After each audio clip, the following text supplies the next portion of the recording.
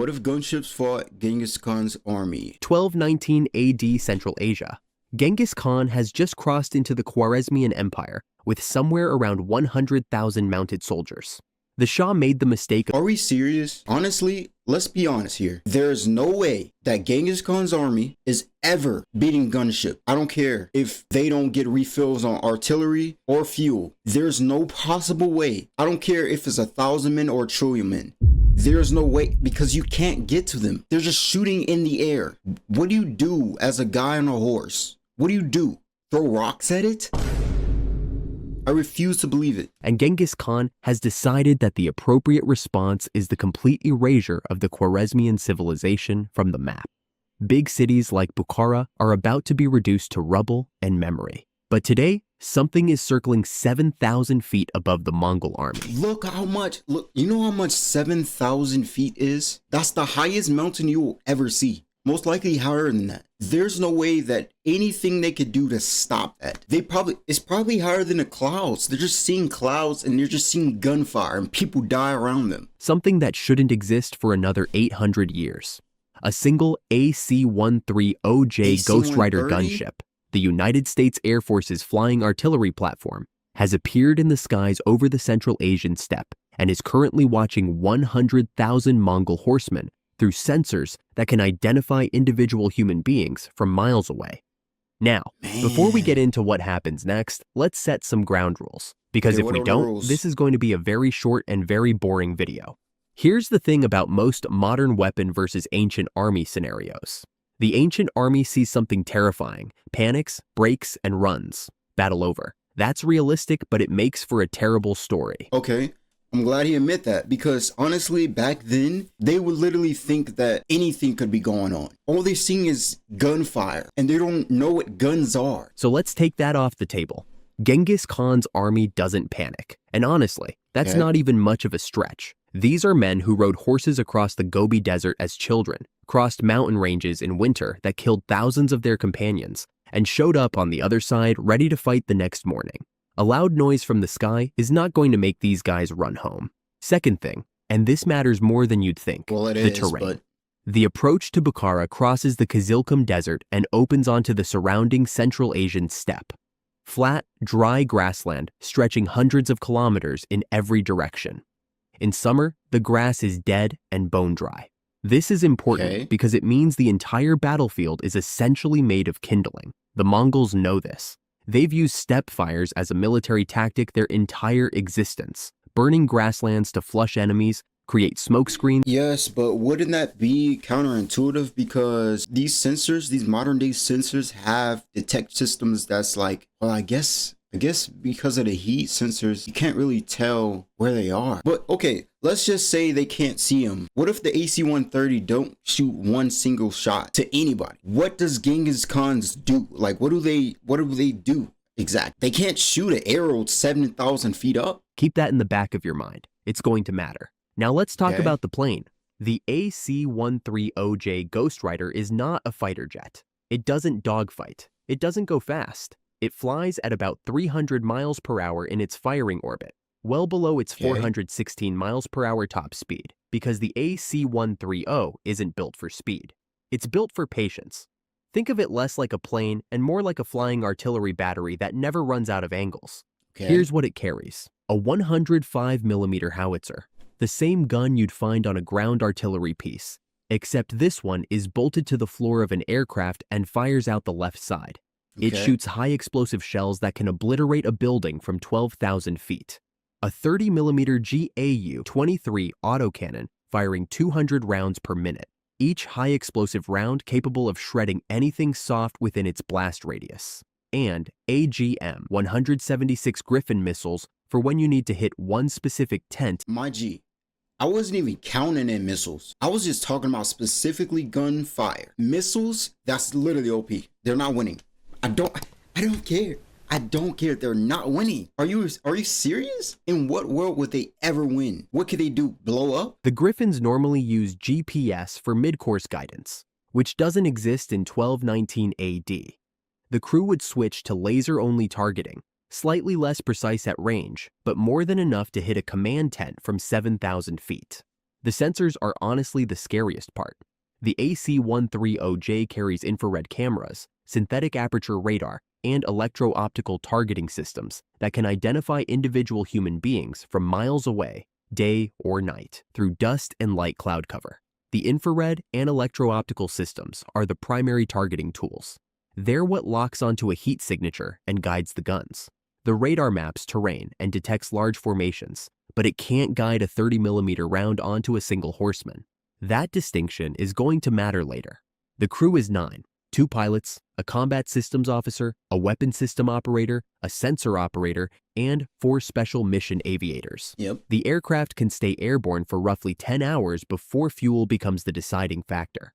One more thing worth knowing. The AC-130 is built on the C-130 Hercules airframe, which was specifically designed to land on... Honestly, they don't even need 10 hours. I'm just being unbiasedly true. They don't need 10 hours. I don't care if it's 100,000 soldiers. All they need is a couple missiles and literally just automatic gunfire. One hit from one of those big bullets, you're done. Paired surfaces, dirt, grass, gravel. When the fuel runs out, this aircraft can land on the steppe itself. Whether that's an advantage or a death sentence depends on who's waiting when it touches down. In a modern battlefield, the AC-130 is vulnerable to surface-to-air missiles and anti-aircraft guns. In 1219 AD, the most advanced anti-air weapon available is a composite bow with a maximum range of maybe 500 meters on a good day. The AC-130 orbits at 7,000 feet, about 2,100 meters. There is nothing in Genghis Khan's arsenal that can touch it, at least not directly. Let's give Genghis Khan his due, because this guy earned it. By 1219, the Mongol army is not a horde. That's a word their enemies used because it made them feel better about losing. What Genghis Khan built is the most sophisticated military organization of the medieval world, maybe of any pre-modern world. Every unit operates in multiples of 10, Arbans of 10, Zuns of 100, Minguns of 1,000, and Tumans of 10,000. Every soldier knows his exact place in the structure. Communication runs through a relay system of riders that can transmit orders across 200 kilometers in a single day. Bro, and that system is going to keep working even when everything else falls apart. Their tactical doctrine is built entirely on speed, deception, and maneuver. The Mongols don't line up and charge. They feint, withdraw, flank, encircle, and ambush. Their signature move, the fake retreat that lures enemies into pursuing for days before turning and destroying them, is useless here, because you can't fake a retreat against something that sees the entire battlefield from 7,000 feet. And also, your enemy can see you the entire time. So while you're setting up the fire, they're already throwing up missiles. So it doesn't matter. Like, it doesn't matter. You mean to tell me that 7,000 feet up, they can see their enemy and know, hey, that's my enemy up there. They're not thinking that. What? But deception has more than one form. And Genghis Khan has never met a problem he couldn't reframe. He is one of the most adaptable military mind of his age. When he encountered fortified cities for the first time, something steppe nomads had no experience with, he didn't retreat. He captured Chinese and Persian siege engineers, learned their techniques, and within a few years, was conducting sieges that rivaled anything the settled civilizations could manage. Every new problem became a new solution within weeks. That's who the AC-130 is dealing with. 100,000 soldiers, arguably the finest cavalry in human history, and a commander who has never encountered a problem he couldn't solve. The AC-130 begins its orbit at dawn, 7,000 feet above the main Mongol column, moving west across open steppe toward Bukhara. The first 105mm round hits the center of the vanguard column. The explosion is unlike anything in the Mongol experience, not the crash of a siege engine or the whoosh of a fire arrow, but a detonation from directly above, out of a clear sky with no visible source. Horses within 50 meters of the impact bolt. Riders go down. A second round follows 5 seconds later. 100 meters follow. And what do you do? Like, I know he said they're not going to run away, but literally, like, what do you do? Will you freeze up? Do you shoot an arrow at it in amazement? What do you do as an army, man? What do you do? Like, I'm seeing 50 guys get obliterated limb from limb, and I'm supposed to stay there? Follow your orders. I'm leaving. I love my life. I'm gonna be like witchcraft or something like that. I'm gonna be like, what is this? A fireball and like a big firewall, and you can imagine the sound. The 30mm autocannon opens up on the flanking outriders. High explosive rounds tearing into clusters of cavalry. Shrapnel raining down in a pattern no shield can block because it's coming from directly overhead. A Mongol shield is designed to deflect arrows from the front. Nothing in their equipment catalog addresses fragmentation falling from the sky like metal rain. Now remember, we said these guys don't panic, and they don't. The column fragments instantly, not from fear, but from training. Mongol discipline means that when something unexpected happens, units disperse automatically into smaller groups and wait for new orders. Within minutes, the tight marching column has spread into dozens of scattered clusters, moving in different directions. It's the correct response. It's also exactly what makes an army harder to destroy from the air. But the AC-130's sensors don't care about dispersal. Every cluster is tracked individually. The weapon system operator is cycling between the 105mm for large groups, the 30mm for medium clusters, and Griffin missiles for anything that looks like a command element. The Mongols are fast, but they're on horses in open terrain with no cover. For the first hour, this is a one-sided devastation on a scale that no medieval army has ever experienced. Genghis Khan is not in the column. He's 3 kilometers away on a ridge, watching, because that's what Genghis Khan does before committing to anything. He immediately posts scouts on every high point within visual range of the aircraft. Riders on fast horses spread across a 50-kilometer arc, tracking the thing in the sky, its orbit pattern, its altitude, the direction it fires from, how long between each attack. The relay system carries these observations back to him continuously. Within an hour, he knows more about the AC-130's behavior than the crew probably realizes anyone is cataloging.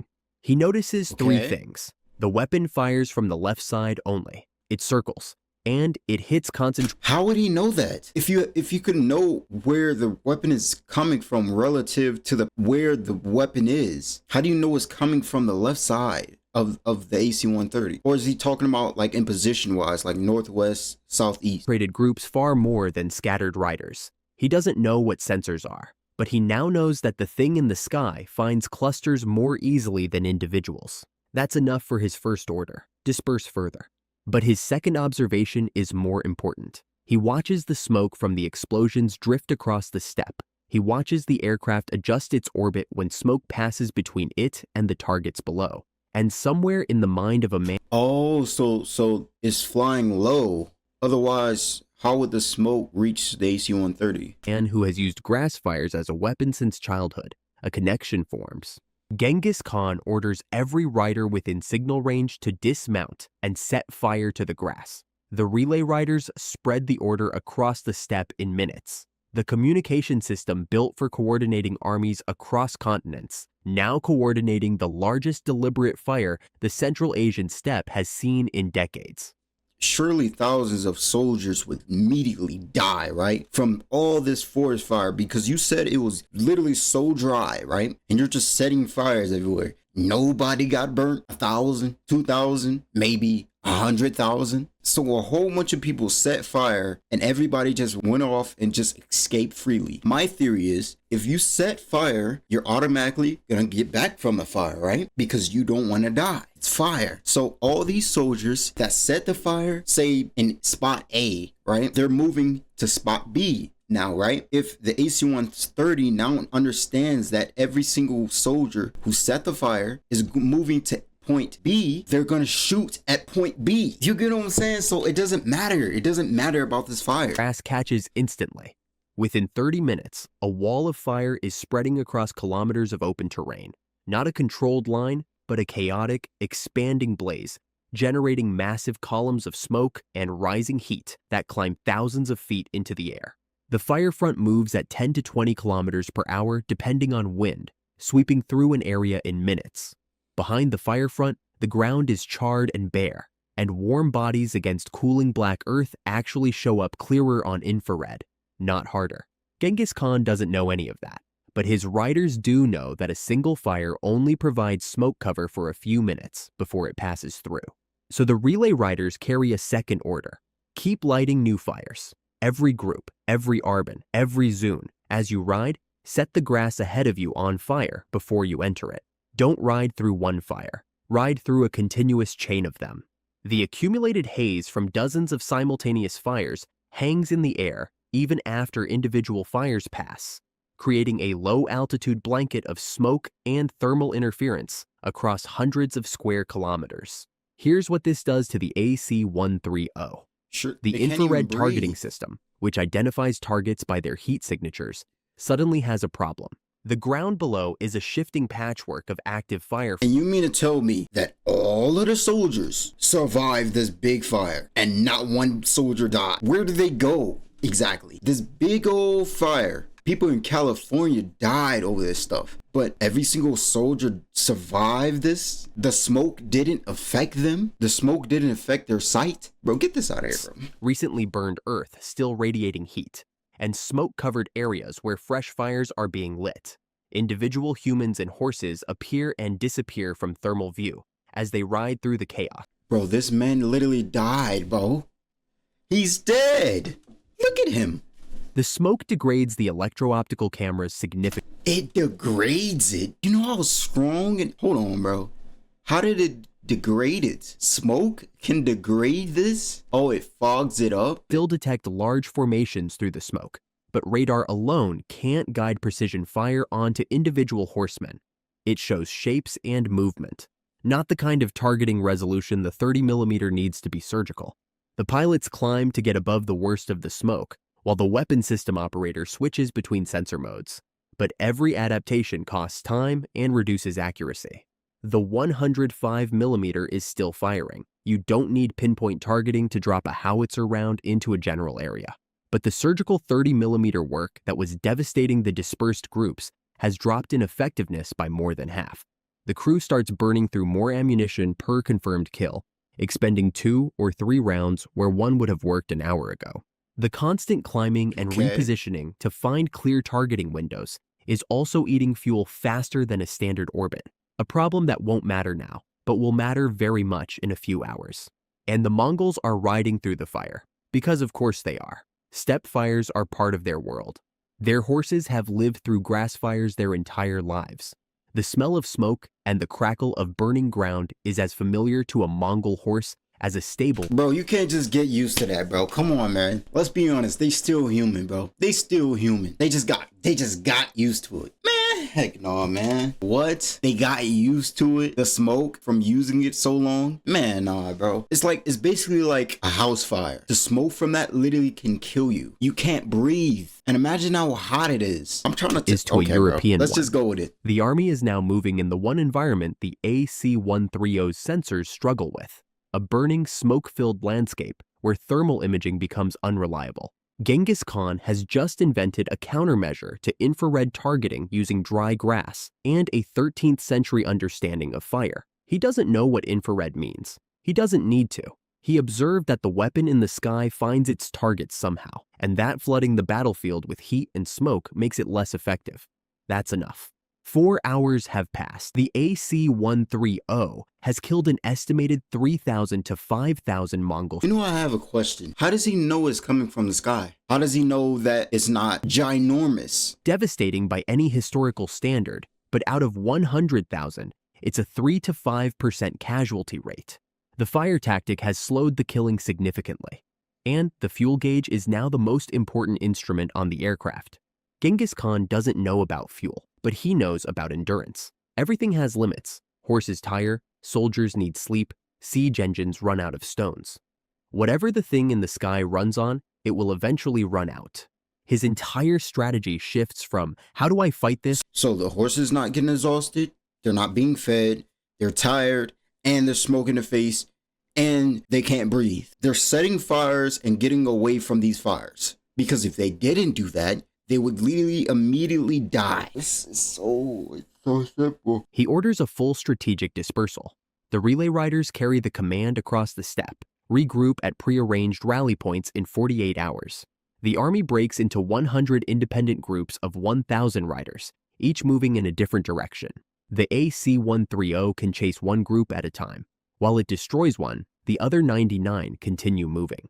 The concentrated army that made such an efficient target that— How is it still 99,000 people? What? Can I ask you how? How are they still alive from all this smoke and death around them?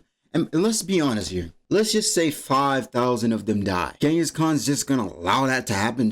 Bro, they're gonna quit at some point, bro. You're not winning this battle. How does Genghis Khan know that it's gonna get empty, that is close to getting empty, that it is not gonna last another 100 years, 1,000 years, or let's just be realistic, a month. Let's just say the equipment lasted a month. How does Genghis Khan know that? He doesn't. So based on that, he's just gonna allow his army to die because he's not affecting anything, clearly. Just putting smokes. I think realistically what will happen, these guys will start an uproar. Like, yo, like, what's going on? Like, you're just gonna keep allowing us to die? We're not affecting the enemy. It's literally been 10 hours. Bro, I feel like majority of these men are gonna leave, bro. No longer exists as a single entity. It's everywhere and nowhere. The AC-130 spends the next 3 hours chasing the largest visible clusters, expending ammunition on groups that scatter the moment rounds start falling. It catches a minigun of 1,000 riders crossing open ground between two burning sections of steppe, a brief window of clear thermal imaging, and the 105mm drops 4 rounds into the formation before the smoke closes in again. Maybe 200 more killed. Each engagement is less efficient than the last. The crew is running calculations they don't like. Ammunition consumption versus remaining targets versus fuel remaining versus distance to where. There is no airbase in 1219. At hour 9, the aircraft commander checks the fuel gauge and the number kills the discussion. 30 minutes of flight time remaining. 30 minutes is enough for one approach and landing, and nothing else. The 30mm is nearly dry. The 105mm has rounds left, but no targets dense enough to justify them. The AC-130— Oh, wait, they couldn't talk to anybody? That wasn't a rule. They didn't, well, at least they didn't explain that, but I'm guessing they can't talk to anybody. Air pilots know that you're not supposed to go past the point of like where you could get to a safety landing. So let's say it's 30 minutes. They will have at least 2 hours of fuel left. Needs to land now. The crew selects a flat stretch of hard-packed earth 40 kilometers from the nearest known Mongol formation. The AC-130 touches down on the open steppe in a cloud of dust, engines winding down, crew securing weapons, and, for the first time in 10 hours, the skies over Central Asia are quiet. There will be no second takeoff. The fuel remaining after landing wouldn't get the aircraft back to altitude, let alone sustain an orbit. The AC-130 is on the ground permanently. Genghis Khan knows, not because he understands aircraft or fuel, because the scouts he posted on every ridgeline 10 hours ago have been tracking the thing in the sky all day.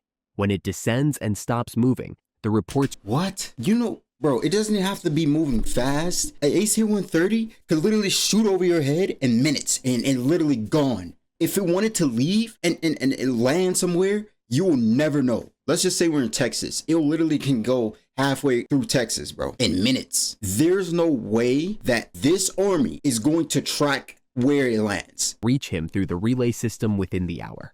He doesn't rush. He sends scouts first, riders who can cross 40 kilometers of steppe in under 2 hours on fresh horses. They locate the aircraft on the ground. They report back, a massive metal bird, motionless, with a handful of men around it. How do they know this was the thing in the sky? No fire from the sky, no thunder, just men. Genghis Khan sends 5,000 riders. The AC-130 crew sees the dust cloud on the horizon and understands immediately. 9 men with sidearms and survival equipment are standing next to a grounded aircraft in the middle of the Central Asian steppe, watching 5,000 of the finest and nobody's able to rescue them. Okay, I got cavalry in human history close the distance at 40 kilometers per hour. The crew has roughly 12 minutes between spotting the dust cloud and contact. 12 minutes to make a decision no AC-130 crew has ever trained for. In 10 hours of flight, the AC-130 Ghost Rider did something unprecedented. It killed between 5,000 and 8,000 Mongol soldiers, more casualties than most medieval armies inflict in an entire campaign. It disrupted the march on Bukhara by days. It forced the greatest military mind of the medieval world to invent countermeasures to technology he couldn't comprehend, using nothing but fire, dispersal, and patience. Genghis Khan lost 5 to 8% of his army. That's painful but not crippling. The Mongol Empire regularly absorbed losses of that scale and continued campaigning, because the Mongol military system is specifically designed to scatter. What will happen if they went back into the plain? How could they get in? The march on Bukhara resumes. Samarkand still falls. The Khwarezmian Empire is still destroyed. What happened to the AC-130 crew? The 9 men held their position as long as they could, Why? but history doesn't record what Outside the happened plane? next, because history can't record something that hasn't happened yet. But Genghis Khan's standard practice with captured enemies who fought well was documented extensively. Skilled captives were preserved, studied, and put to work. It's how the Mongols acquired siege warfare, gunpowder weapons, and naval engineering from the civilizations they conquered. 9 men who operated a flying weapon would have been the most valuable prisoners in the history of the Mongol Empire. Genghis Khan would have examined the aircraft carefully. A 21st century gunship would have been disassembled, cataloged, and analyzed by captured engineers with... There's no way they're disassembling. Okay, first of all, they're not disassembling anything. They don't know what a bolt is and how to unscrew it. They don't have the they don't have the equipment to do any of that. First of all, okay, that was a video. That was an interesting video. Make sure you like the video, subscribe, comment down below what you want to see next, and peace.